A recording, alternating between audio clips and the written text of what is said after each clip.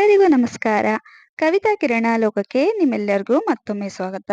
2026ರಲ್ಲಿ ಶ್ರೀರಾಮನವಮಿಯನ್ನ ನಾವು ಯಾವ ದಿನ ಆಚರಣೆಯನ್ನ ಮಾಡಬೇಕು, ಹಾಗೆಯೇ ಪೂಜೆಗೆ ಶುಭ ಮುಹೂರ್ತ ಯಾವಾಗ, ನವಮಿ ಮತ್ತು ಪುನರ್ವಸು ನಕ್ಷತ್ರ ನಮಗೆ ಯಾವಾಗ ಪ್ರಾರಂಭವಾಗಿ ಯಾವಾಗ ಮುಕ್ತಾಯವಾಗುತ್ತೆ ಅಂತ ಇವತ್ತಿನ ವಿಡಿಯೋದಲ್ಲಿ ತಿಳ್ಕೊಳ್ಳೋಣ ಸ್ನೇಹಿತರೆ.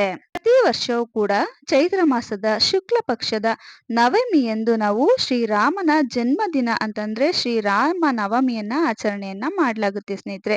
ಇದು ದೇಶಾದ್ಯಂತ ತುಂಬಾನೇ ವಿಜೃಂಭಣೆಯಿಂದ ಆಚರಿಸುವಂತ ಒಂದು ಹಬ್ಬ ಅಂತಾನೆ ಹೇಳ್ಬೋದು ಸ್ನೇಹಿತರೆ. ವಿಷ್ಣುವಿನ 7ನೇ ಅವತಾರವಾದಂತ ಶ್ರೀರಾಮನ ಜನ್ಮದಿನವನ್ನ ನಾವು ಶ್ರೀರಾಮನವಮಿ ಅಂತ ಆಚರಣೆಯನ್ನ ಮಾಡಲಾಗುತ್ತೆ ಸ್ನೇಹಿತರೆ. ಹಿಂದೂ ಧರ್ಮದಲ್ಲಿ ಪವಿತ್ರವಾದ ಹಬ್ಬಗಳಲ್ಲಿ ಇದು ಒಂದು ಅಂತಾನೆ ಹೇಳ್ಬೋದು ಸ್ನೇಹಿತರೆ. ಹಾಗಿದ್ರೆ ಈ ಶ್ರೀರಾಮನವಮಿಯನ್ನ ನಾವು ಯಾವ ದಿನ ಆಚರಣೆಯನ್ನ ಮಾಡಬೇಕು, ಹಾಗೇನೆ ಶ್ರೀರಾಮನವಮಿಯನ್ನ ಆಚರಣೆಯನ್ನ ಮಾಡ್ಬೇಕಾದ್ರೆ ನವಮಿ ಇರ್ಬೇಕು, ಪುನರ್ವಸು ನಕ್ಷತ್ರ ಇರ್ಬೇಕು ಸ್ನೇಹಿತರೆ. ನವಮಿ ಪ್ರಾರಂಭವಾಗುವುದು ಮಾರ್ಚ್ 26ನೇ ತಾರೀಕು ಗುರುವಾರ ಮಧ್ಯಾಹ್ನ 2:50 ಪ್ರಾರಂಭವಾಗಿ 27ನೇ ತಾರೀಕು ಮರುದಿನ ಶುಕ್ರವಾರ ನಮ್ಗೆ 12:05 ಮುಕ್ತಾಯ ಆಗುತ್ತೆ ಸ್ನೇಹಿತರೆ. ಅದೇ ದಿನ ಅಂದ್ರೆ 26ನೇ ತಾರೀಕು ಗುರುವಾರ ನಮ್ಗೆ ಪುನರ್ವಸು ನಕ್ಷತ್ರ ಕೂಡ ಸಾಯಂಕಾಲ 7:05 ಪ್ರಾರಂಭವಾಗಿ ಮರುದಿನ ಅಂದ್ರೆ 27ನೇ ತಾರೀಕು ಶುಕ್ರವಾರ 5:05 ಮುಕ್ತಾಯ ಆಗುತ್ತೆ ಸ್ನೇಹಿತರೆ.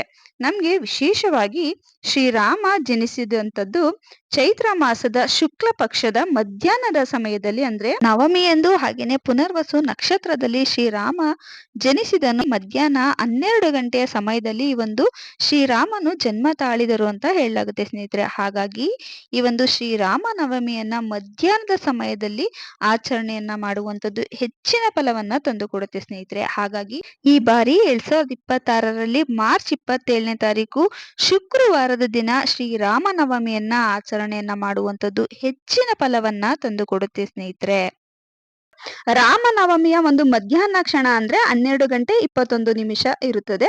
ರಾಮನವಮಿಯನ್ನ ಮಧ್ಯಾಹ್ನದ ಸಮಯದಲ್ಲಿ ಅಂದ್ರೆ 11:03 1:38 ಒಳಗಡೆ ಈ 2:35 ಏನು ಈ ಕಾಲಾವಧಿ ಇರುತ್ತದೋ ಈ ಸಮಯದಲ್ಲಿ ಆಚರಣೆಯನ್ನ ಮಾಡ್ಕೊಂಡ್ರೆ ನಾವು ಯಾವುದೇ ಒಂದು ಪೂಜೆ ಪುನಸ್ಕಾರ ಅಥವಾ ಬೇಡಿಕೆ ಇಟ್ಟು ನಾವು ಪೂಜೆಯನ್ನ ಮಾಡಿದ್ರೆ ಅದು ಶ್ರೀರಾಮನಿಗೆ ನೇರವಾಗಿ ತಲುಪುತ್ತೆ ಅನ್ನೋ ನಂಬಿಕೆ ಕೂಡ ಇದೆ. ಆದ್ರಿಂದ ಈ ಸಮಯದಲ್ಲಿ ನೀವು ಪೂಜೆಯನ್ನ ಮಾಡಿಕೊಳ್ಳುವಂಥದ್ದು ವಿಶೇಷವಾದ ಫಲಗಳನ್ನ ತಂದು ಕೊಡುತ್ತೆ ಅಂತಾನೆ ಹೇಳ್ಬೋದು.